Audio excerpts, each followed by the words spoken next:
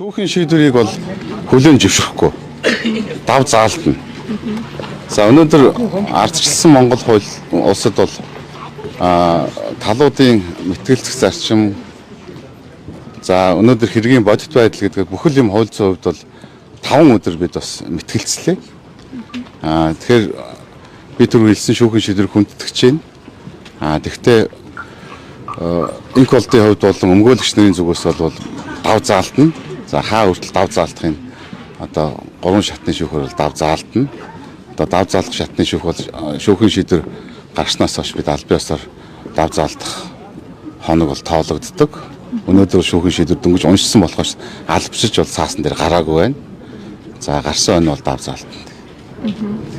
Яа та шүүхийн санал нийлэхгүй байна энэ тал дээр.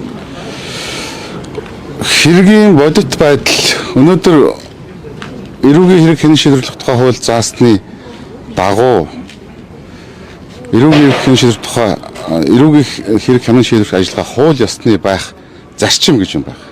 Энэ бол алдагдсан.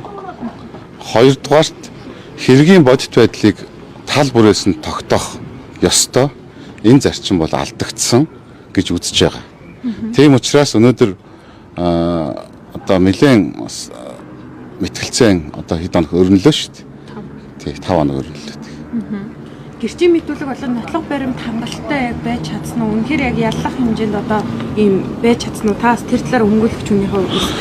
За өмгөөлөгчийн хувьд бол энэ прокуроруудын оруулж ирсэн яллах дүгнэлтэнд бол миний үйлчлүүлэгч инх болдыг бол дөрвөн нэр бүхий гэрчийн мэдүүлгээр тогтоогдож байна гэдэг энэ өгүүлбэр цагаан дээр хараар бичээстэй байгаа.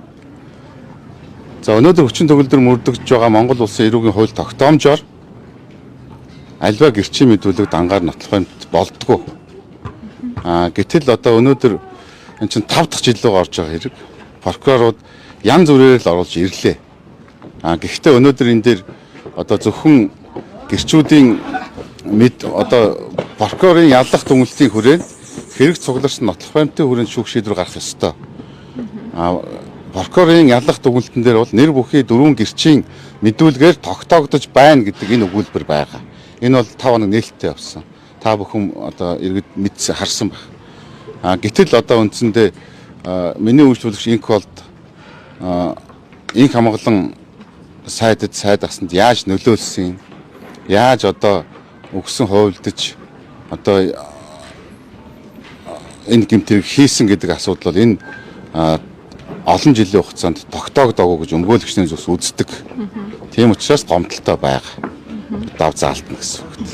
2 жилийн өмнөх одоо цагаат гисэн хэргийг хүртэлтэй энэ одоогийн шүүх хурал дээр гаргаж ирж байгаа энэ талаар та юу ярьж байна? Гэхдээ 2 жилийн өмнөх цагаатгсан гэж тэр чин дав заалах шатны шүүхээр ороод за одоо ахиж хянж үзээ гэдээ анхан шатны шүүхлөө буцсан. Би ингээнээр ярьж байгаа шүү. Анхан шатны шүүхээс дав заалах шатны шүүхийн магадлалыг биелүүлэхгүйгээр нэг удаа буцаага дав заалах шатны шүүхлөө өгж үзсэн. Дав заалах шатны шүүх тэрийг буцаасан. Үндсэндээ 2 шатны дав заалах магадлалаар болвол одоо энэ нэр бүхий гэрчийн мэдүүлгүүдийг одоо ямар нотлох баримт их сурвалжаар нотолж байгаа бэ? Өнөөдөр энд хэн даваа байдал олгосон юм бэ? Энэ нийгмийн хор аюул нь юу юм бэ гэдгийг одоо прокуроруудад ахиж хянж ир гэсэн байдлаар хэргийг одоо прокурорлоо буцаасан. За буцаагаад үндсэндээ ялах дүгнэлтөд ахиж үйлдэгдэж орж ирсэн. Энэ хүрээнд шийдсэн. За энэ хүрээнд бид мэтгэлцсэн. За тэгэхээр зэрэг энэ ялах дүгнэлт бол үндсэндээ хамаарал бүхий этгээдүүдийн хуулийн этгээд гэдэг шинэ нэр томьёо гаргаж ирсэн. Үндсэндээ хуучин бол улс төрд нөлөө бүхий этгээд одоо тэр нөлөөг ашиглаж одоо явлаа гэж хэлж ирсэн. Тэр нь өөрчлөгдөөд хамаарал бүхий этгээдийн хуулийн этгээд одоо юм авсан учраас чи буруутай гэж үзэж штэ. Тэгэхээр зэрэг өнөөдөр Монгол улсын үндсэн хуульд заасан жирийн иргэн хөдөлмөрлөх эрхтэй. Одоо танийч, минийч хамаарал бүхий этгээдүүд хаанч ажил төрөл хийж байгааг мэдэхгүй штэ. Зарим мэдчихэж байна, мэдэхгүй ч байна. Гэтэл тэр хүмүүсийн ажиллаж байгаа албан газар нь одоо хаана юмд одоо төрийн байгууллагын янз бүрийн үйл ажиллагаанд орооцолддог юм те. Тэр нь одоо үндсэндээ танд юм уу надад хамаатай болж эхлэх гээд шүү дээ. Ийм л нэр томьёог одоо анх удаа прокурорууд одоо гаргаж ирсэнд одоо өмгөөлөгчнэрийн хувьд бол жоохон харамсалтай байгаа. Аливаа бүх юм хуулийн хүрээнд, хуулийн дор явах ёстой.